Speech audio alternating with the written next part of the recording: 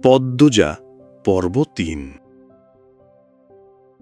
হেমলতার ধারালো দৃষ্টি তীরের ফলার মতো পদ্মজার গায়ে বিঁধছে। সে কাঁপা স্বরে জানিয়ে দিল, শুটিং দলের একজন এসেছিল। হেমলতার ঠোঁট দুটো ফুলে উঠল প্রচণ্ড আক্রোশে। পদ্মজা সবাইকে চেনে না, তাই তিনি পূর্ণাকে প্রশ্ন করলেন, পূর্ণা, কে এসেছিল? পূর্ণা 2 সেকেন্ড ভাবল, এরপর নতমুখে বলল, কালো দেখতে যে, মিলন। পদ্মজা পার চোখে পূর্ণার দিকে তাকালো। তার ভয় হচ্ছে, মা যদি এখন বলে মিলন তো তার সামনেই ছিল, তাহলে কি হবে? পূর্ণা মিথ্যে বলল কেন? সত্য বললেই পারত। হেমলতা বিশ্বাস করেছেন নাকি করেননি সেটা দৃষ্টি দেখে বোঝা গেল না। পূর্ণা মাথা নত করে দাঁড়িয়ে রইল অপরাধের মতো। হেমলতা বারান্দা অবধি এসে আবার ঘুরে তাকালেন। মনটা খচখচ করছে। মনে হচ্ছে ঘাপলা আছে, নাকি তার সন্দেহবাতিক মনের ভুল ভাবনা, কে জানে। রাতে পদ্মজা খেতে চাইল না। বিকেলের ঘটে যাওয়া ঘটনা তাকে ঘরে রেখেছে। চিঠিটা পড়তে বিন্দুমাত্র ইচ্ছে হচ্ছে না। তবুও কেমন কেমন একটা অনুভূতি হচ্ছে, অচেনা অজানা অনুভূতি। পদ্মজার হাবভাব হেমলতার বিচক্ষণ দৃষ্টি এড়াতে পারল না। তিনি ঠিকই খেয়াল করেছেন, কিন্তু মেয়েরা স্বয়ং আল্লাহ ছাড়া অন্য সবার থেকে কথা লুকোনোর ক্ষমতা নিয়ে যে জন্মায়, তা তো অস্বীকার করা যায় না। যেমন তিনি এই ক্ষমতা ভালো করেই রপ্ত করতে পেরেছেন। পদ্মজাকে জোর করে খাইয়ে দিলেন, কোনো প্রশ্ন করলেন না। রাতের মধ্যভাগে মোর্শেদ হেমলতাকে জড়িয়ে ধরতে চাইলে হেমলতা এক ঝটকায় সরিয়ে দেন। চাঁপা স্বরে ক্রোধ নিয়ে বললেন, তোমার বাসন্তীর কি হয়েছে? সে কি তোমাকে ত্যাগ করেছে? সেদিন ফিরে এলে কেন? মুর্শেদ চমকালো, অপ্রস্তুত হয়ে গেলেন যেন। হেমলতা বাসন্তীকে চিনল কি করে? এই নাম তার গোপন অধ্যায়। অবশ্য হেমলতার মতো মহিলা না জানলে বোধহয় বেমানার লাগত। মুর্শেদ বিব্রত কণ্ঠে বললেন, হে আমারে কি ত্যাগ করব, আমি হেরে ছাড়িয়ে দিছি। হেমলতা বাঁকা হাসলেন। তা অন্ধকারে নজরে এলো না মুর্শেদের। 20 বছরের সংসার এমন অচমকা ভেঙে গেল যে। হেমলতার কণ্ঠে ঠাট্টা স্পষ্ট, তবে চাপা দীর্ঘশ্বাস রয়ে গেল গোপনে। মুর্শেদের শরীরে পশম দাঁড়িয়ে পড়ে। এ খবরও হেমলতা জানে? এত কিছু কিভাবে? হেমলতার চোখের কোণে জল চিকচিক করে উঠেছে। তিনি চাদর গায়ে দিয়ে চলে গেলেন বারান্দায়। রাতে বেশ ঠান্ডা পড়ে। মুর্শেদের কোনো কৈফিয়ত তিনি শুনতে চান না, তাই বারান্দার ঘরে এসে বসলেন। কতদিন পর রাতের আধারে বারান্দার ঘরে এসেছেন। বিয়ের 1 বছর পরই জানতে পেরেছিলেন, মুর্শেদ তাকে বিয়ে করার 6 মাস আগে বাসন্তী নামে এক অপরূপ সুন্দরী মেয়েকে বিয়ে করেছেন। স্বামীর ঘর ছাড়া আর পথ ছিল না বলে এত বড় সত্য হজম করে নিয়েছিলেন। বাসন্তীর মা 12 নারী, আর একজন 12 নারীর মেয়েকে সমাজ কিছুতেই মানবে না। মুর্শেদের বাবা মিয়াফর মোড়ল টাকার বিনিময়ে দেহ বিলিয়ে দেওয়া একজন 12 নারীর মেয়েকে ছেলের বউ হিসেবে মানতে আপত্তি করেন। ততদিনে মুর্শেদ বিয়ে করে ফেলেছে, যদিও সে খবর মিয়াফর মোড়ল পাননি। তিনি মুর্শেদের মন ফেরাতে শিক্ষিত এবং ঠান্ডা স্বভাবের হেমলতাকে বেছে নেন। কুরবান হল হেমলতার। তখন কলেজে ওঠার 7 মাস চলছিল। এরপর পড়াটাও আর এগোলো না। জীবনের মোড় করুণ রূপে পাল্টে গেল। পরদিন সকাল সকাল স্কুলে রওনা হলো 2 বোন। পূর্ণা পথে চিঠিটা পড়ার পরিকল্পনা করেছিল, পদ্মজা হতে দিল না। শেয়ানা 2টা মেয়ের হাতে কেউ চিঠি দেখে ফেললে ইজ্জত যাবে। পদ্মজার প্রতি বিরক্ত বোধ করছে পূর্ণা। চিঠিটা তার কাছে। পথে নতুন করে পরিকল্পনা করল সে ক্লাসে বইয়ের চিপায় রেখে চিঠি পড়বে, কিন্তু তাও হলো না। পরপর 2 দিন কেটে গেল। সুযোগ পেলেও পড়তে দিতে চাইত না পদ্মজা। সারাক্ষণ যেন হাতে যান নিয়ে থাকে। এই বুঝি মা এলো। 2 দিন পর পূর্ণা মোক্ষম সুযোগ পেল। প্রান্ত ও প্রেমাকে নিয়ে হেমলতা বাপের বাড়ি গিয়েছেন। যদিও কয়েক মিনিটের পথ, দ্রুতই ফিরবেন। চিঠি পড়ায় পদ্মজার চেয়ে পূর্ণার আগ্রহ বেশি। সে চিঠি খোলার অপেক্ষায় ছিল। আজ খুলতে গিয়ে মনে হলো, যার চিঠি তার খোলা উচিত এবং আগে তারই পড়া উচিত। তাই পদ্মজার দিকে বাড়িয়ে দিল চিঠিটা। পদ্মজা চিঠি খুলতে দেরি করছিল বলে পূর্ণা তাড়া দিল, এই আপা খোলো না, লজ্জা পাচ্ছ কেন? জিনিসটা চিঠি, কারো গায়ের কাপড় না। পদ্মজা বিস্মিত নয়নে তাকালো, যেন পূর্ণা কাউকে খুন করার কথা বলেছে। বলল, কিসব বলছিস পূর্ণা? আচ্ছা মাফ চাই, আর বলবো না। পদ্মজা ভাঁজ করা সাদা কাগজটা মেলে ধরল চোখের সামনে। প্রথমেই বড় করে লেখা, প্রিয় পদ্মফুল। পূর্ণা পাশে এসে বসল, চিঠিতে দুজনের পূর্ণ মনোযোগ। প্রিয় পদ্মফুল। আমি কিভাবে শুরু করব বুঝতে পারছি না। অনুগ্রহ করে এই চিঠিটি একবার পড়ো। জানো পদ্ম, হঠাৎ করে নিজেকে চিনতে পারছি না। আমার হৃদয় মস্তিষ্ক যেন অন্য কেউ নিয়ন্ত্রণ করছে। আজ চলে যাব ভাবতেই বুকের ভেতর তোড়পাড় হয়ে যাচ্ছে। তার কারণ তুমি। যেদিন তোমাকে প্রথম দেখি, থমকে গিয়েছিল আমার নিঃশ্বাস ও কণ্ঠনালী। এটুকুও মিথ্যে বলিনি। সেদিন শুটিংয়ে সংলাপ বলতে গিয়ে ভুল করেছে বারংবার। না চাইতো বারবার চোখ ছুটে যাচ্ছিল লাহারি ঘরের দিকে। বুকে থাকা হৃৎপিণ্ডটায় শিরশিরে অনুভূতি শুরু হয় সেই প্রথম দেখা থেকেই। তোমাকে দ্বিতীয়বার দেখার আশায় প্রতিটা ক্ষণ গুনেছি। দ্বিতীয়বার দেখা পাই যখন বেগুন নিতে আসো। সেদিন কথা বলার লোভ সামলাতে পারিনি। টমেটোর অজুহাতে শ্রবণ করি পদ্মফুলের কণ্ঠ। মনে হচ্ছিল এমন রিনরিনে গলার স্বর এই ইহজীবনে আর কখনো শুনিনি। রাতের ঘুম আড়ি করে বসে তোমায় প্রতিনিয়ত দেখার একমাত্র পন্থা তোমার স্কুল। সবার অগোচরে কতবার তোমার পিছু নিয়েছি। তুমি বোকা, ধরতে পারোনি একবারও। সুন্দরীরা বোকা হয় আবার প্রমাণ হলো। এই বোকা বলেছি বলে রাগ করো না যেন। এরই মধ্যে জানতে পারি তোমার মায়ের ইচ্ছে তুমি অনেক পড়বে। তোমার জন্য অনেক উঁচু বংশ থেকে বিয়ের প্রস্তাব এসেছে, তাও তিনি ফিরিয়ে দিয়েছেন। সেখানে আমি অতি সামান্য, অযোগ্য পাত্র। তবুও সাহস করে তোমার বাবার কাছে বিয়ের প্রস্তাব দিয়েছি। পদ্মফুলটাকে যে আমার চাই, তিনি রাজি হননি। সিনেমায় অভিনয় করা নায়কের সঙ্গে আত্মীয়তা নাকি করবেন না। এটাও বললেন তোমার অনেক পড়া বাকি, তোমার মা কিছুতেই রাজি হবেন না। আহত মনে দুপা পিছিয়ে আসি। ভেবেছি তোমার কলেজ পড়া শেষ হলে পরিবার সঙ্গে করে বিয়ের প্রস্তাব নিয়ে আসব।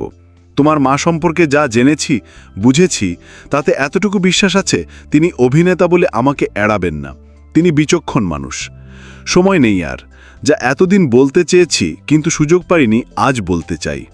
আমি তোমায় ভালোবাসি পদ্মফুল।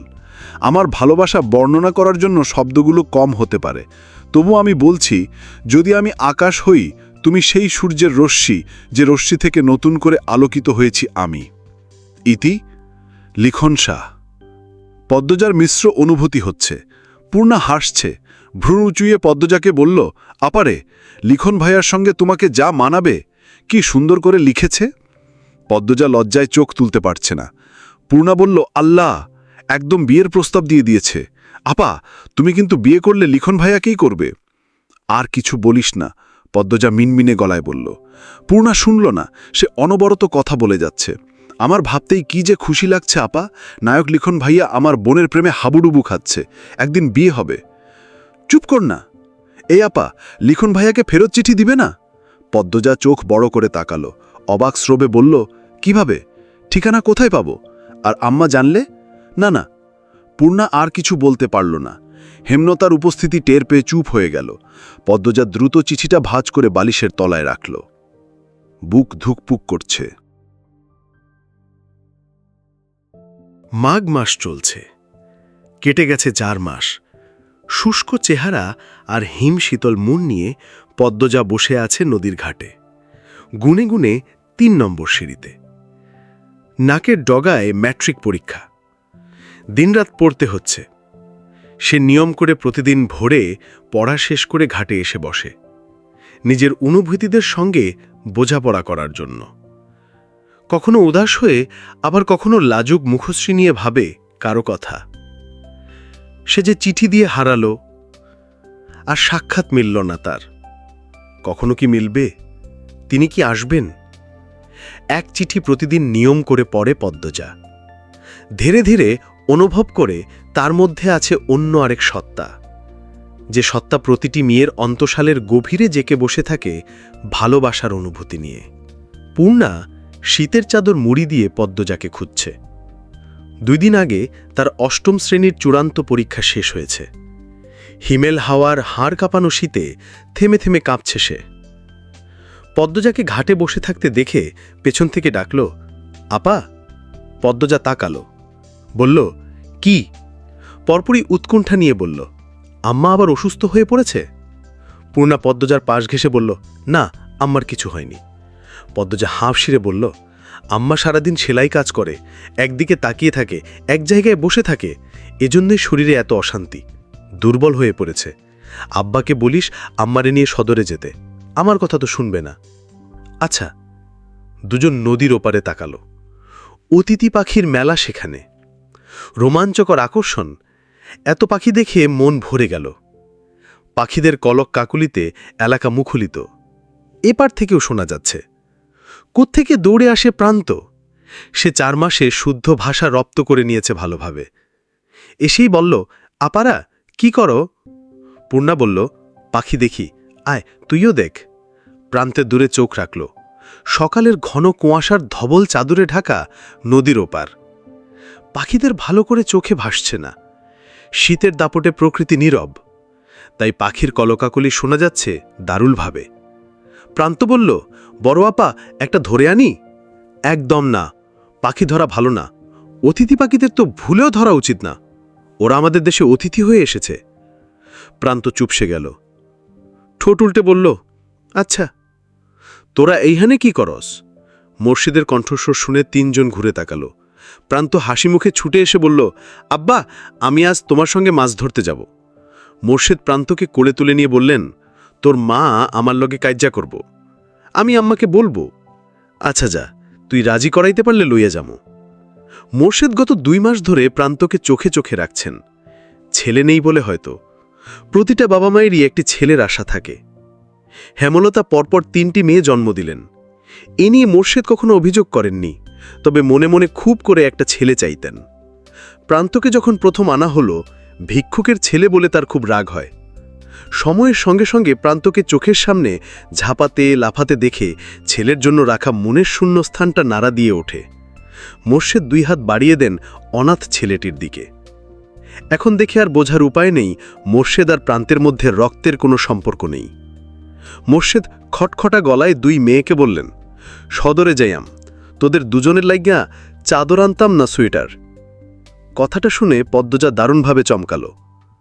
অনাকাঙ্ক্ষিত কিছু পেলে মানুষ কিছুক্ষণের জন্য স্তব্ধ হয়ে যায়। পদ্মজার অবস্থাও তাই হলো। খুশি প্রকাশ করার মতো পথ খুঁজে পাচ্ছে না, স্নায়ুকোষ থমকে গেছে। শীতের তাণ্ডবে প্রকৃতি বিবর্ণ, অথচ তার মনে হচ্ছে বসন্তকাল চলছে। ঢোক গিলে ঝটপট উত্তর দিল, আব্বা, তোমার যা পছন্দ তাই এনো। খুশিতে পদ্মজার গলা কাঁপছে। মোর্শেদ অনুভব করলেন সেই কাপা গলা।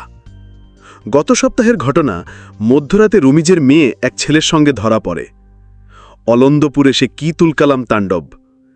ছেলেটিকে ন্যাড়া করে জুতার মালা পুড়িয়ে পুরো অলন্দপুর ঘুরানো হয়েছে। আর মেয়ের পরিবারকে মাতব্বর সমাজ থেকে বিচ্যুত করেছেন। পদ্মজা অপূর্ব সুন্দর হওয়া সত্ত্বেও আজও কোনো চারিত্রিক দোষ কেউ দিতে পারেনি। মেয়েটার দ্বারা কোনো অনৈতিক কাজ হয়নি। তার ঘরে যেন সত্যি একটা পদ্মফুলের বাস।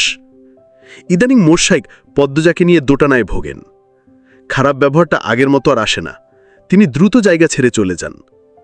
সকাল সকাল কলস ভরে খেজুরের মিষ্টির রস নিয়ে এলেন মোর্শেদ। প্রেমা খেজুরের রস দেখি বলল, আম্মা, পায়েস খাবো। হেমলতা সমর্থন করলেন, আচ্ছা খাবি। সূর্য অনেক দেরিতে উঠল। প্রকৃতির ওপর সূর্যের নির্মল আলো ছড়িয়ে পড়েছে। আলোতে তেজ নেই।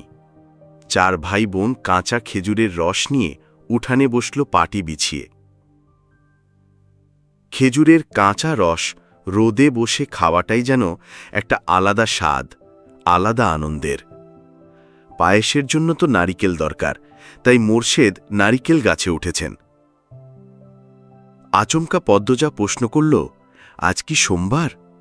পূর্ণা কথা বলার পূর্বে হেমলতা বারান্দা থেকে বললেন, আজ তো সোমবারই, কেন? পদ্মজা খেজুরের বাটি রেখে ছুটে যায় বারান্দায়। আজ স্কুলে যাওয়ার কথা ছিল আম্মা, ঝুমা ম্যাডাম বলেছিলেন গুরুত্বপূর্ণ কথা আছে, সবাইকে যেতে বলেছেন। আমায় বলে রাখতি, সামনে পরীক্ষা, গুরুত্বপূর্ণ দেখে পড়া দিবে বোধহয়, এজন্যই ডেকেছে। তাড়াতাড়ি যা। এই পূর্ণা, তুইও যা। 2 বোন তাড়াহুড়ো করে বাড়ি থেকে দ্রুত বের হয়।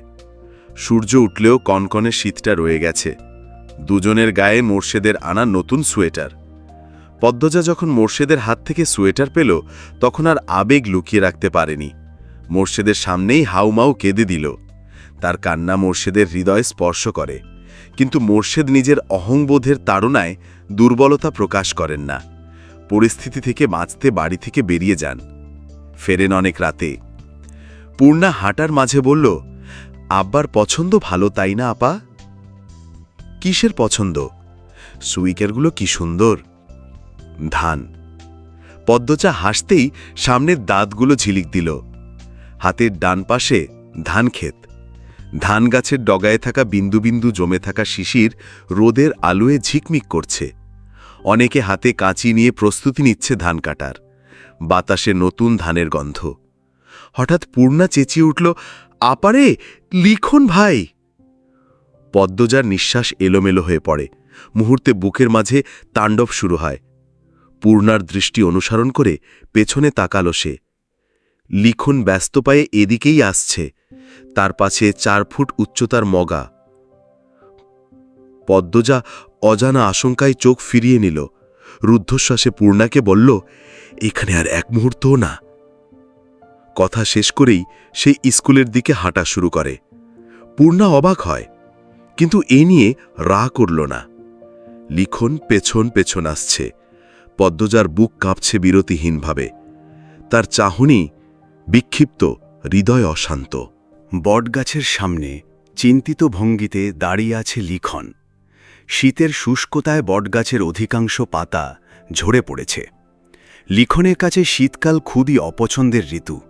শীত চরম শুষ্কতার রূপ নিয়ে প্রকৃতির ওপর ঝেঁকে বসে থাকে, যা সহ্য হয় না লিখনের। ঠান্ডা লেগেই থাকে। ছোট থেকে কয়েকবার নিউমোনিয়ায় ভুগেছে। সে মনে প্রাণে বিশ্বাস করে রুক্ষতা, তিক্ততা ও বিষাদের প্রতিমূর্তি শীতকাল। লিখন এক হাতের তালু দিয়ে আরেক হাতের তালু ঘষে উত্তপ্ততা সৃষ্টি করে। ভীষণ ঠান্ডা লাগছে। তখন পদ্মজা এত দ্রুত হাঁটছিল যে মনে হচ্ছিল সে পালাতে চাইছে। লিখন আর এগোয়নি, পালাতে দিল পদ্মজাকে। মগা বলেছে পদ্মজার লোকসমাজের ভয় খুব, তাই লিখন এই নির্জন মাঠের পাশে বটগাছের নিচে দাঁড়িয়ে আছে। পদ্মজা এ পথ দিয়েই বাড়ি ফিরবে। তখন যদি একটু কথা বলা যায়। পদ্মজা জড়সড় হয়ে হাঁটছে। ভয়ে ঠোঁট শুকিয়ে কাঠ। বারবার জিহবা দিয়ে ঠোঁট ভিজিয়ে নিচ্ছে। পদ্মজা মিনমিনে গলায় পূর্ণাকে ডাকল, পূর্ণা রে। পূর্ণা তাকালো। পদ্মজা এদিক ওদিক তাকিয়ে বলল, আমার ভয় হচ্ছে, উনি মাঝপথে দাঁড়িয়ে নেই তো? পূর্ণা চরম বিরক্তি নিয়ে বলল, থাকলে কি হয়েছে, খেয়ে ফেলবে? পদ্মজা আর কথা বলল না। পূর্ণার সঙ্গে কথা বলে লাভ নেই। তখন লিখন শাহকে পাত্তা না দেওয়ার জন্য পূর্ণার খুব রাগ হয়েছে। পদ্মজা বরাবরই মাথা নিচু করে হাঁটে, তাই লিখন শাহকে দেখতে পেল না। পূর্ণা দূর থেকে দেখতে পায়, কিন্তু এইবার আর পদ্মজাকে আগে থেকে বলল না। সে উত্তেজিত হয়ে ভাবছে, লিখন শাহ যখন আপার সামনে এসে দাঁড়াবে, কি যে হবে। লিখন পদ্মজার দূরত্ব মাত্র কয়েক হাত। তখন পদ্মজা আবিষ্কার করল লিখনের উপস্থিতি। সে দ্রুত ওড়নার ঘোমটা চোখ অবধি টেনে নিল। ভয় লজ্জায় তার সর্বাঙ্গে কাঁপন ধরে গেছে। লিখনের পাশ কাটার সময় পুরুষালী কণ্ঠটি ডেকে উঠল, পদ্ম। পদ্মজা দাঁড়াতে চায়নি, তবুও কেন যেন দাঁড়িয়ে গেল। লিখন 2-1 পা এগিয়ে আসে। পূর্ণা ঠোঁট টিপে সেই দৃশ্য গিলছে। লিখন উসখুস করতে শুরু করে। কথা গুলিয়ে ফেলেছে। পদ্মজা লিখনকে পেছনে ফেলে সামনে এগিয়ে যায়। লিখন হতবম্ব হয়ে অবাক চোখে শুধু চেয়ে রইল। পূর্ণা বলল, আমাকে বলুন, আমি বলে দেব। লিখন পকেট থেকে একটা চিঠি বের করে অনুরোধ স্বরে বলল, দয়া করে তোমার বোনকে দিও, আমি কাল বিকেলে ঢাকা চলে যাব। পূর্ণা হাসি মুখে চিঠিটি হাতে নিয়ে বলল, আপা আপনার আগের চিঠিটা প্রতিদিন পড়ে। কথাটি শুনে লিখনের ঠোঁটে হাসি ফুটে ওঠে। পূর্ণা চিঠি নিয়ে দৌড়ে ছুটে যায় পদ্মজার দিকে। লিখন আর পিছু নিল না। পূর্ণা আসতেই পদ্মজা ধমকে উঠল, কি কথা বলছিলে এত? কেউ দেখলে কি হতো? তুই আম্মার কথা ভাবছিস না কেন? পদ্মজার কাঁদো কাঁদো স্বরে পূর্ণা চুপসে গেল। সত্যি কি সে বেশি করে ফেলল? পূর্ণা আশেপাশে তাকিয়ে দেখে কেউ আছে নাকি। সত্যি কেউ দেখে থাকলে কেলেঙ্কারি হয়ে যাবে। পূর্ণা চোখ নামিয়ে চুপচাপ হেঁটে বাড়ি চলে আসে। হঠাৎ সৃষ্ট আতঙ্কের কারণে চিঠির কথা আর পদ্মজাকে বলা হয়ে ওঠে না। গধূলি বিকেল হেমলতা পদ্মজাকে ফরমায়েশ দেন, পদ্ম, কয়টা টমেটো নিয়ে আয়। আচ্ছা আম্মা। পদ্মজা লাহারি ঘরের ডান দিকে যায়। 2 মাস আগে মোর্শেদ এদিকের সব ঝোপ জঙ্গল সাফ করে টমেটোর ছোটোখাটো ক্ষেত করেছেন।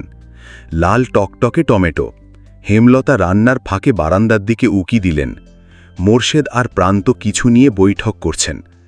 হেমলতা ফোঁসে নিঃশ্বাস ছাড়লেন। বাসন্তী নামক মানুষটিকে কী কারণে ত্যাগ করলেন মোর্শেদ জানতে ইচ্ছে করলেও হেমলতা এই বিষয়ে কোনো প্রশ্ন করলেন না। তবু এতটুকু বুঝেছেন মোর্শেদের বাইরের ঘোর কেটে গেছে, যার ফলশ্রুতি সংসারে তার মন পড়েছে। হেমলতাকে খুব সমীহ করে চলেন। তবে হেমলতা জানেন মোর্শেদ পদ্মজাকে নিজের মেয়ে হিসেবে এখনও মেনে নেননি। তা নিয়ে মাঝে মধ্যেই খোঁচা দেন, এত অবিশ্বাস মানুষটার। পদ্মজা সাবধানে ক্ষেতের মধ্যখানে গেল। টমেটো ছিঁড়তে গিয়ে মনে পড়ে গেল তার লিখনের কথা। মনে মনে ভাবল, কেন এসেছেন উনি, কী বা বলতে চেয়েছিলেন। জানার জন্য ব্যাকুল হয়ে উঠে পদ্মজার মনটা। আপা, একটা কথা বলি। পদ্মজা চমকে পেছনে তাকালো। হঠাৎ পূর্ণার আগমনে ভয় পেয়েছে। বুকে ফুঁ দিয়ে বলল, বল। রাগ করবে না তো?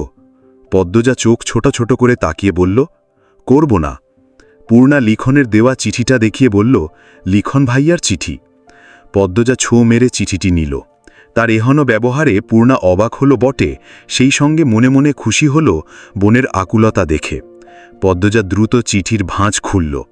পূর্ণা বাড়ির দিকে তাকিয়ে দেখছে কেউ আসছে নাকি। পদ্মজা পড়া শুরু করল। প্রিয় পদ্মফুল, 4 মাস কেটে গেল। 4 মাসে একটুও অবসর মেলেনি, কিন্তু মনে ছিল এক আকাশ ছটপটানি। তোমার মনের কথা তো জানাই হলো না। তোমাদের অলন্দপুরের প্রায় প্রতিটি বাড়ির ছেলের স্বপ্ন তোমাকে ঘরে তোলার, তাই সারাক্ষণ ভয়ে ছিলাম আমার অনুপস্থিতিতে কেউ তুলে নেয়নি তো। 3 দিনের সময় নিয়ে চলে এসেছি, শুধু একবার দেখতে আর জানতে তুমি কি আমার জন্য অপেক্ষা করবে। ম্যাট্রিক পরীক্ষা অবধি অপেক্ষা করলেই হবে। এরপর আমি মা আর বাবাকে নিয়ে তোমার মায়ের কাছে আসব। ওনাকে অনুরোধ করব তোমার পড়া শেষ হলে যেন আমার সঙ্গেই বিয়ে দেন। উনি কথা দিলে অনেকটা নিশ্চিন্ত হতে পারব। এখন অনিশ্চয়তায় ভুগছি, আমি গুছিয়ে লিখতে পারছি না। আজ কয়েকটা চিঠি লিখেছি, একটাও মনোমত হয়নি। অনুগ্রহ করে তুমি মানিয়ে নিও, ভুল ত্রুটি মার্জনা করো। ইতি লিখন শাহ। বাড়ির সবাই ঘুমে। পদ্মজা চুপি চুপি উঠে বসে পড়ার টেবিলে। রাত অনেক, গাছের পাতায় নিশ্চয়ই শিশির বিন্দু জমছে। এরপর ভোর রাতে টিনের চালে শিশির কণা বড় বড় ফোঁটায় বৃষ্টির মতো ঝরবে। গা হিম করা ঠান্ডা, তা উপেক্ষা করে পদ্মজা হাতে কলম তুলে নিল। সাদা কাগজে লিখল, অপেক্ষা করব। এরপর কাগজটা ভাঁজ করে বালিশের তলায় রেখে শুয়ে পড়ল। ফজরের নামাজ আদায় করে 4 ভাই বোন পড়তে বসে। পড়ায় মন টিকছে না পদ্মজার। বই আনার ছুতোয় পদ্মজা ঘরের ভেতর চলে গেল।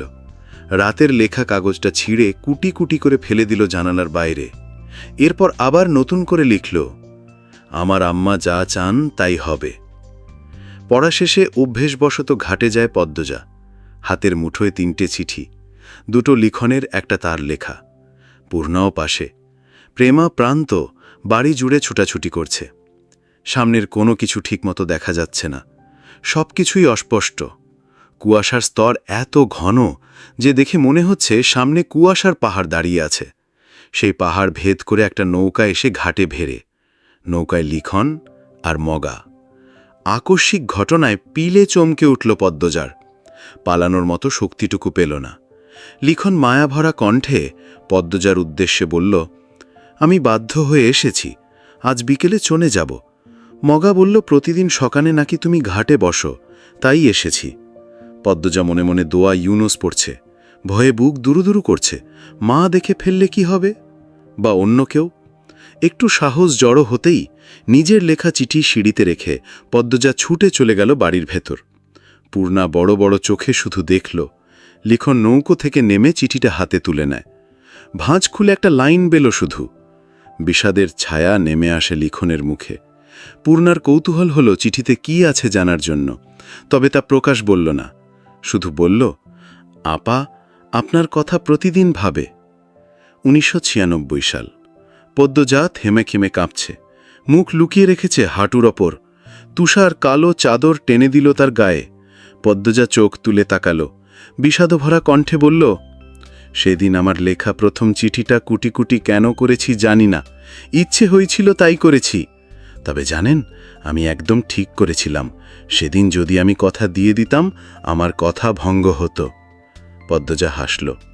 তুষার এক দৃষ্টে তাকিয়ে রইল পদ্মজার দিকে, বলল, লিখনের সঙ্গে আর দেখা হয়নি? পদ্মজা হাতের কাটা জায়গায় ফু দিয়ে বলল, হয়েছিল। তাহলে কথা ভঙ্গ হতো কেন বললেন? তুষারের দিকে তাকালো পদ্মজা, এরপর হাঁটুতে মুখ লোকালো। 1 মিনিট, 2 মিনিট, 3 মিনিট করে কেটে গেল 10 মিনিট। পদ্মজা সাড়া নেই। তুষার ডাকল, পদ্মজা শুনতে পাচ্ছেন? পাচ্ছি। আপনার কি কষ্ট হচ্ছে? হচ্ছে। মুখ তুলে তাকান। পদ্মজা ছলছল চোখে তাকালো। তুষার উদ্বিগ্ন হয়ে বলল, কোনো সমস্যা হচ্ছে? তুষারের প্রশ্ন অগ্রাহ্য করে পদ্মজা ভেজা কণ্ঠে বলল, আমার আম্মা আমার সঙ্গে বিশ্বাসঘাতকতা কেন করল? তুষার ভেতরে ভেতরে চমকালো। হেমলতা নামের মানুষটার সম্পর্কে যা জানে এবং জানল, তাতে তার সঙ্গে বিশ্বাসঘাতকতা শব্দটা যায় না। পরপরই নিজেকে সামলে নিল। ভালো মানুষের খারাপ রূপ, এমন কেস শত শত আছে। তুষার সাবধানে প্রশ্ন করল, কি করেছেন তিনি? পদ্মজা উত্তর দিল না। মেঝেতে শুয়ে চোখ বুজল। তুষার গোপনে দীর্ঘশ্বাস ছাড়ল। পদ্মজা এখন আর কিছু বলবে না, সে ক্লান্ত। অতীত হাতড়াতে গিয়ে মনের অসুস্থতা বেড়ে গেছে। তুষার তাকালো মেয়েটার মুখের দিকে। আঁচল সরে গেছে তার বুকের ওপর থেকে, চাদরের অংশ পড়ে আছে মেঝেতে। তুষার চাদরটা টেনে দিতে গিয়ে আবিষ্কার করল, পদ্মজার গলায় কালো খয়েরি মিশ্রণে কয়টা দাগ। কেউ শক্ত হাতে চেপে ধরেছিল গলা। হুঙ্কার ছাড়ল সে, ফাহিমা! কাছেই ছিল তাই ছুটে এলো। তুষার বলল, আপনি আসামির গলা টিপে ধরেছেন? ফাহিমা চট করে বলল, না স্যার, প্রথম থেকেই গলায় দাগগুলো দেখছি, প্রশ্ন করেছি, মেয়েটা উত্তর দিল না। কপাল ভাঁজ করে ফেলল তুষার। হাজারটা প্রশ্ন মাথায় ভনভন করছে, মস্তিষ্ক শূন্য প্রায়। পদ্মজা যতটুকু বলেছে তার পরের 7 বছরের কাহিনী জানা পর্যন্ত শান্তি মিলবে না। মাথা কাজ না করলে তুষার সিগারেট টানে, তাই সে বেরিয়ে গেল। বাড়ির গিন্নির মতো কোমরে ওড়নার আঁচল গুজে রান্নাবান্না করছে পদ্মজা। হিমলতার কোমরে ব্যথা। তিনি রান্না করতে চাইলেও পদ্মজা রাঁধতে দিল না। মোর্শেদও বললেন, বেদনা লইয়া রান্ধা লাগব না, তোমার মাইয়া যখন রাঁধতে পারে তে হেই রান্ধক। শেষুবধি হেমলতা হার মানলেন। পদ্মজা মাটির চুলায় মুরগিগোস্ত রান্না করছে। খড়ি বা লাকড়ি হিসেবে আছে বাঁশের মুড়ো। আগুনের শিখার রং নীলচে। শীতের মাঝে রান্না করার শান্তি আলাদা। মুরগিগোস্ত রান্না হওয়ার কারণ, আজ এতিম মিসকিন খাওয়ানো হবে। হেমলতা বলেন, সামর্থ্য থাকলে মাসে একবার হলেও এতিম মিসকিনদের খাওয়ানো উচিত, নয়তো ঘরে রহমত থাকে না। রান্না শেষ করে পদ্মজা হেমলতার কাছে এলো, বলল, আম্মা রান্না শেষ? হেমলতা দৌড়বল্ল মাখা কণ্ঠে বললেন, তোর আব্বারে গিয়ে বল আলী মুমিন আর ময়নাকে নিয়ে আসতে। পদ্মজা কিছু না বলে মাথা নিচু করে ফেলল। মোর্শেদের সঙ্গে আগ বাড়িয়ে কথা বলতে তার ভয় হয়। অনেকদিন বাজে ব্যবহার করেন না, হুট করে যদি করে ফেলেন তা খুব কষ্ট হবে। হেমলতা মৃদু হাসলেন, বললেন, কিছু বলবে না, যা তুই। পদ্মজা ধীর কণ্ঠে বলল, সত্যি যাব? হেমলতা সামনে পিছনে মাথা ঝাঁকিয়ে ইঙ্গিত করলেন যেতে। পদ্মজা মোর্শেদকে উঠানেই পেল, চেয়ারে বসে রোদ পোহাচ্ছেন। পদ্মজা গুটি গুটি পায়ে হেঁটে গেল। আব্বা ডাকতে গিয়ে গলা ধরে আসছে তার। ঢোক গিলে ডাকল, আব্বা! মোর্শেদ ঘাড় ঘুরাতেই পদ্মজার মনে হল বুকে কিছু ধপাস করে পড়ল। পদ্মজা দৃষ্টি অস্থির রেখে মিনমিনে গলায় বলল, আম্মা বলেছে আলীদের নিয়ে আসতে। রান্ধন শেষ? জি আব্বা। মোর্শেদ গলায় গামছা বেঁধে বেরিয়ে যান।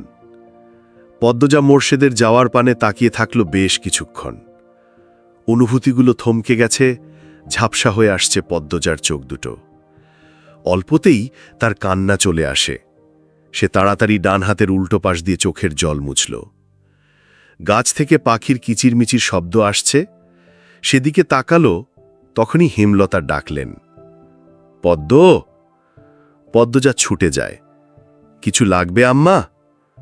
না। পূর্ণারা কোথায় নালো? ঘাটে। কি করে? মাছ ধরে। বড়শি দিয়ে? জালি দিয়ে। এত বড় মেয়ে নদীতে নেমে জাল দিয়ে মাছ ধরে? কি মনে করে যেন আবার মেনে নিলেন। আচ্ছা থাক, তুই আয়, বস আমার পাশে। পদ্মজা হেমলতার পায়ের কাছে বসে পায়ে হাত দিল টিপে দেওয়ার জন্য। হেমলতা পা সরিয়ে নিতে নিতে বললেন, লাগবে না। শাড়ির আঁচল দিয়ে পদ্মজার কপালের ঘাম মুছে দিয়ে বললেন, কোমরের ব্যথাটা কমেছে? চিন্তা করিস না।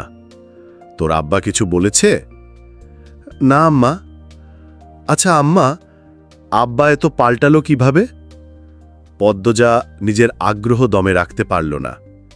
হেমলতার মৃদু হাসলেন, উদাস হয়ে টিনের দেয়ালে তাকিয়ে বললেন, শুনেছিলাম তোর বাপ ভালো মানুষ, কিন্তু বিয়ের পর তার ভালো মানুষই ভুলেও দেখিনি। কারণ তার কানে মগজে মন্ত্র দেয়ার মানুষ ছিল, অন্যের নিয়ন্ত্রণে ছিল। এখন আর কেউ নিয়ন্ত্রণ করে না, তাই পাল্টাচ্ছে। তোর বাপের ব্যক্তিত্ব নেই, নিজস্ব স্বকীয়তা নাই, অন্যের কথায় নাচে ভালো। শেষ কথাটা হেমলতা হেসে বললেন।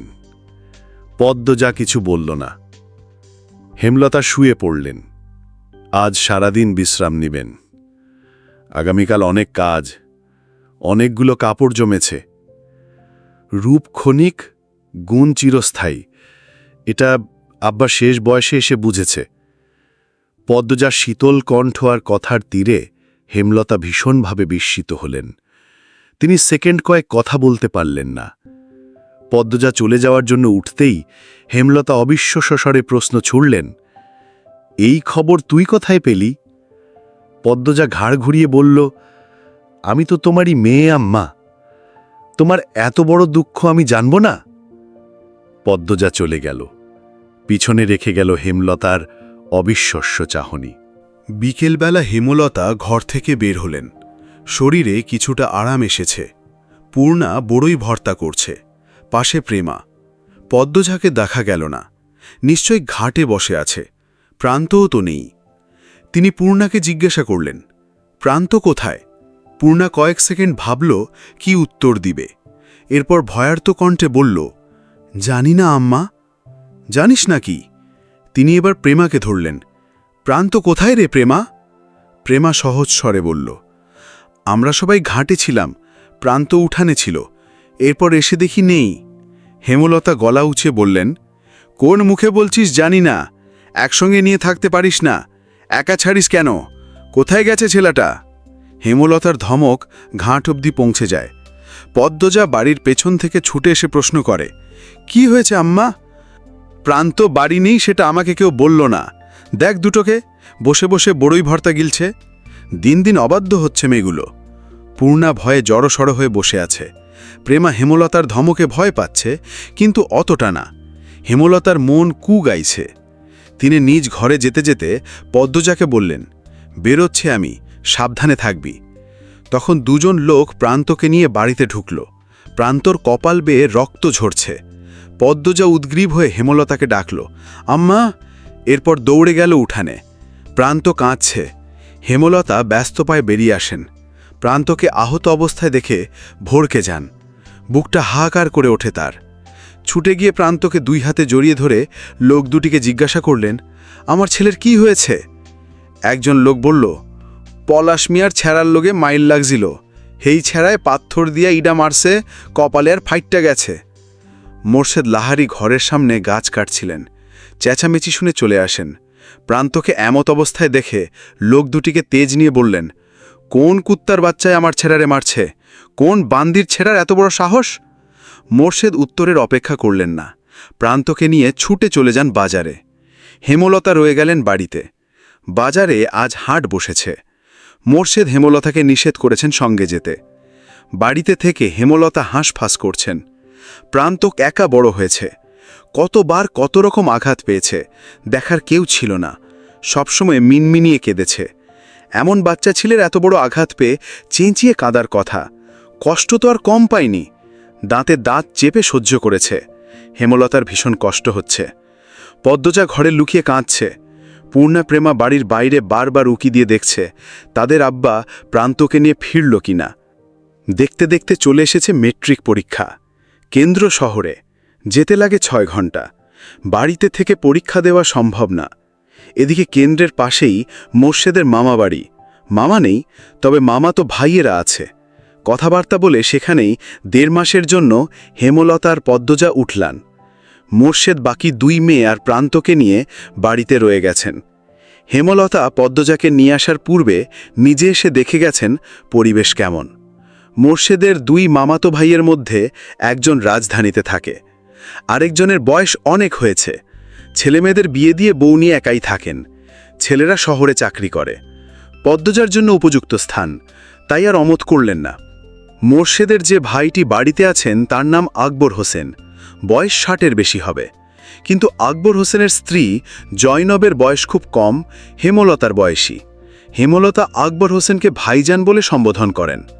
দালান বাড়ি, বেশিরভাগ সময় বিদ্যুৎ থাকে, ফলে পদ্মজা মন দিয়ে পড়তে পারছে। পরীক্ষাও ভালো করে দিচ্ছে। হেমলতা অবশ্য আকবর হোসেনকে চোখে চোখে রেখেছেন।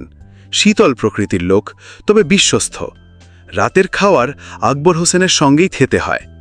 হেমলতা 1.5 মাসের খাওয়ার খরচ নিয়ে এসেছেন। আকবর হোসেন কিছুতেই আলাদা রাঁধতে দিচ্ছেন না। এভাবে অন্যের বোঝা হয়ে থাকতে হেমলতার আত্মসম্মানে লাগে। তিনি কথায় কথায় জানতে পারলেন যে আকবর হোসেন এবং জয়নবের নকশি কাঁথা খুব পছন্দ। তাই তিনি কিছুদিন যাবৎ নকশি কাঁথা সেলাই করছেন। যতক্ষণ পদ্মজা পরীক্ষা দেয় ততক্ষণ হেমলতা কেন্দ্রের বাইরে কোথাও বসে বা দাঁড়িয়ে অপেক্ষা করেন। অনেক রাত অবধি পদ্মজা পড়ে আজ অনেকক্ষণ ধরে কি যেন ভাবছে। হেমলতা ব্যাপারটা খেয়াল করে পদ্মজার পাশে বসে জিজ্ঞাসা করলেন, কি ভাবছিস? পদ্মজা এক নজর হেমলতাকে দেখে চোখ ফিরিয়ে নিল। হেমলতা তাকিয়ে রইলেন জানার জন্য। পদ্মজা দ্বিধা নিয়ে বলল, রাগ করবে না তো? হেমলতা পদ্মজাকে পরখ করে নিলেন, বললেন, কি জানতে চাস? পদ্মজা এদিক ওদিক চোখ বলায়, কিভাবে শুরু করবে বুঝতে পারছে না। 2 মিনিট পর নীরবতা ভেঙে বলল, দুপুর থেকে আমার খুব জানতে ইচ্ছে হচ্ছে, হানিফ মামাকে কে মারল? তোমার সঙ্গে মামার কি কথা হয়েছিল? হানিফ মামাকে মানে, তুমি তো অন্য কারণে গিয়েছিলে, কিন্তু ফিরে এলে, খুনও হলো। আমি সবসময় এটা ভাবি, কখনো উত্তর পাই না। মনে মনে অনেক যুক্তি সাজাই, কিন্তু যুক্তিগুলো মেলে না। সব যুক্তি খাপছাড়া, এলোমেলো। কাল পরীক্ষার আজ এসব ভেবে সময় নষ্ট করছিস? হেমলতার কণ্ঠ স্বাভাবিক, তবুও পদ্মজা ভয় পেয়ে গেল। তবে কিঞ্চিত আশা মনে ভীষণভাবে উঁকি দিচ্ছে। কিছুটা দূরেই রেল স্টেশন। সেখান থেকে হুইসেলের শব্দ ভেসে আসছে। গভীর রাতে ট্রেন ছুটে যাচ্ছে নিজ গন্তব্যের দিকে। কাছে কোথাও নিড়ি কুকুরের দল ঘেউ ঘেউ করছে। হেমলতা জানালাগুলো বন্ধ করে দিলেন, যাতে কুকুরের ডাকাডাকির আওয়াজে পদ্মজার পড়াশোনায় সমস্যা না হয়। পদ্মজা ইংরেজি বইয়ের দিকে চোখ রেখে মিনমিনে স্বরে বলল, পরীক্ষা তো পরশু। হেমলতা খোলা চুল মুঠোয় নিয়ে হাত খোপা করে বললেন, কাল আর পরশুর মাঝে তো খুব একটা পার্থক্য নেই। পদ্মজা কিছু বলল না। বইয়ের দিকে তাকিয়ে এমন ভান ধরল যেন পড়ায় তার ভীষণ একাগ্রতা। হেমলতা চোখ ছোট ছোট করে পদ্মজাকে দেখছেন। মেয়েটা পড়ায় মনোযোগ দেবার আপ্রাণ চেষ্টা করছে, কিন্তু সফল হতে পারছে না। বারবার নিচের ঠোঁট কামড়াচ্ছে। তিনি হঠাৎই বললেন, ছাদে যাবি? এহেন প্রস্তাবে পদ্মজা বিস্মিত হল। নাকের পাটা হয়ে গেল লাল। যদিও এই কথায় নাক কেন লাল হল তা জানা নেই। সে হাঁ করে তাকিয়ে রইল মায়ের দিকে। হেমলতা আবার বললেন, যাবি? পদ্মজা প্রফুল্ল চিত্তে বলল, যাব যাব আম্মা। আকবর হোসেনের বাড়িটির নাম সিংহাসন কুঞ্জ। এই অদ্ভুত নামের হেতু ছাদে উঠলেই জানা যায়। মা মেয়ে সিঁড়ি বেয়ে ছাদের দিকে উঠছে। তাদের পায়ের শব্দ মোহময় ছন্দ তুলে হারিয়ে যাচ্ছে গহীন অন্ধকারে। ছাদের ঠিক মধ্যিখানে দাঁড়িয়ে আছে বিশাল সিংহাসন। তা দেখে পদ্মজার চক্ষু চড়ক গাছ। বিস্ময় নিয়ে প্রশ্ন করল, আম্মা, এই সিংহাসন কার? হেমলতা পদ্মজার মুখের ভাব দেখে বেশ আনন্দ পাচ্ছেন। তিনি নিজেও 2 দিন আগে সিংহাসনটি দেখে খুব অবাক হয়ে আকবর হোসেনের কাছে একইভাবে করেছিলেন প্রশ্নটা। তাই আকবর হোসেনের উত্তর পুনরাবৃত্তি করলেন, তোর আকবর কাকার বাবা বিশ্ববিদ্যালয়ে বাংলা সাহিত্যের অধ্যাপক ছিলেন। ওনার ইচ্ছা ছিল নিজের বাড়ির ছাদে একটা সিংহাসন তৈরি করার। শেষ বয়সে এসে নিজের মনের ইচ্ছে পূরণ করেছেন। দিনরাত নাকি রাজকীয় ভঙ্গিতে সিংহাসনে বসে থাকতেন। মৃত্যুও হয় এই সিংহাসনে, ঘুমনো অবস্থায়। পদ্মজা হাঁ করে কিছুক্ষণ স্থির হয়ে রইল। তারপর খুঁটিয়ে খুঁটিয়ে দেখতে লাগল সিংহাসনটি, ময়ূর সিংহাসন। ইট সিমেন্টের তৈরি আসনটি যেন পেখম মেলে দাঁড়িয়ে আছে। অনেক বড়, দৈর্ঘ্যে 5 ফুট বা আরও বেশি হবে। পদ্মজা প্রশ্ন করল, আম্মা, এটা মুঘল সম্রাট শাহজাহানের সিংহাসনের মতো না? হেমলতা বললেন, অনেকটাই তেমন। সম্রাট শাহজাহানের সিংহাসনের মতো করে বানানোর স্বপ্নই বোধহয় তিনি দেখতেন, অর্থের জন্য পারেননি। পদ্মজা ভিন্ন প্রসঙ্গে চলে গেল। অনুরোধ করে বলল, আম্মা, তুমি সিংহাসনে বসো। আমাকে মানাবে না, তুই বস, তোকে রাজরানী লাগবে। তুমি আগে বসো, আম্মা, একটু বসো, একটু। পদ্মজার অনুরোধে হেমলতা সিংহাসনে বসলেন। পদ্মজাকে ডেকে বললেন, তুইও আয়, পাশে বস। পদ্মজা এলো না, দূর থেকে বলল, মাঝে বসো আম্মা। কি শুরু করেছিস? বসো না। হেমলতা কপাল কুঁচকে সিংহাসনের মাঝে বসেন। পদ্মজার ঠোঁটে হাসি ফুটে আবার হারিয়ে গেল। বলল, আরেকটু বাকি। কি বাকি? বাঁ পায়ের ওপর ডান পা তুলে রানীদের মতো বসো। হেমলতা বিরক্তি নিয়ে উঠে পড়েন। পদ্মজাকে বললেন, পাগলের প্রলাপ শুরু করেছিস। পদ্মজা নাছোড়বান্দা হয়ে দৃঢ়ভাবে বলল, আম্মা, বসো, নয়তো আমি কাঁদব। পদ্মজার ছেলেমানুষি দেখে হেমলতা হাসবেন না রাগবেন ঠাউর করতে পারলেন না। রাতের সৌন্দর্য আর তার মায়াবী রূপকে, প্রতিটি মানুষের ভেতরের আহ্লাদ, ইচ্ছে, কষ্টকে ঠেলে ঠুলে বের করে আনার ক্ষমতা বোধহয় আল্লাহ নিজ হাতে দিয়েছেন। তাই হেমলতা তার নিজের শক্ত খোলসে ফিরতে পারলেন না। পদ্মজার পাগলামোর আলোয় সুর মিলিয়ে তিনি সিংহাসনে রাজকীয় ভঙ্গিতে বসলেন। পদ্মজার কেমন অদ্ভুত একটা অনুভূতি হয়, বুকের ভেতর ঝিরিঝিরি কাঁপন। এই তো তার কল্পনার রাজ্যের রাজরানী হেমলতা এবং তার কন্যা সে পদ্মজা। চোখের মণিকোঠায় ভেসে উঠল একটি অসাধারণ দৃশ্য। হেমলতার সর্বাঙ্গে হীরামণি মুক্তার অলঙ্কার। অসম্ভব সুন্দর শ্যামবর্ণের এই সাহসী নারীকে দেখতে কত শত দেশ থেকে মানুষ ভিড় জমিয়েছে, আর সে হেমলতার পাশে বসে আছে। চারিদিকে ঢাকঢোল পিটানো হচ্ছে, হাতিশাল থেকে হাতির হুঙ্কার আসছে। তারাও যেন খুশি এমন রানী পেয়ে। তোর পাগলামি শেষ হয়েছে? পদ্মদা জবাব না দিয়ে হেমলতার পাশে এসে বসল। কুলে মাথা রেখে গুটিসুটি মেরে শুয়ে আক্ষেপের স্বরে বলল, আম্মা, তুমি রানী আর আমি রাজকন্যা কেন হলাম না? সবাই আমাদের ভালোবাসত, সম্মান করত, মুগ্ধ হয়ে দেখত। হেমলতার বুক চিরে দীর্ঘশ্বাস বেরিয়ে আসে। সমাজ কেন তার প্রতিকূলে থাকল? কেন পদ্মজা ছোট থেকে সমাজের অন্য কারো মেয়ের সঙ্গে মেশার অধিকার পেল না? তিনি বললেন, জন্ম যেভাবেই হোক, জীবনে সফলতা না এনে মৃত্যুতে ঢলে পড়া ব্যক্তির ব্যর্থতা। তুই এমন জায়গায় যাওয়ার চেষ্টা কর যাতে মানুষ সম্মান করে, সম্মান করতে বাধ্য হয়, চোখ তুলে তাকাতেও যেন ভয় করে। যারা দূরছাই করেছে তাদের যেন বিবেকে বাঁধে। পারবো আমি? কেন পারবি না? পুরো জীবন তো দুঃখে অবহেলায় যায় না। তোমার জীবনের অনেকগুলো বছর দুঃখ আর অবহেলাতেই তো গেছে, কিছুই পাওনি। হেমলতা তাৎক্ষণিক পাল্টা জবাব দিতে পারলেন না। তিনি দুঃখ, কষ্ট, অবহেলা, অপমান আর একাকিত্ব ছাড়া জীবনে কি পেয়েছেন?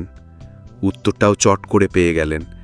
পদ্মজাকে বললেন, 3টে মেয়ে পেয়েছি, আমার মেয়েরা, আমার সফলতা, আমার অহংকার।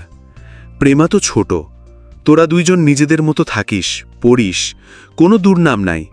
যখন মানুষ বলে এই যে এরা হচ্ছে হেমলতার মেয়ে, তখন আমার অনেক কিছু পাওয়া হয়ে যায়, গর্বে বুকটা ভরে ওঠে। পদ্মজা আশ্বস্ত করে বলল, কখনো ভুল কাজ করব না, তোমার সম্মান আমাদের জন্য একটুও নষ্ট হতে দেব না। হেমলতা পদ্মজার ডান হাত নিয়ে তার উল্টো পাশে চুমু দিয়ে বললেন, আমি জানি পদ্ম, আমার মেয়েরা কখনো আমার অসম্মান হতে দেবে না।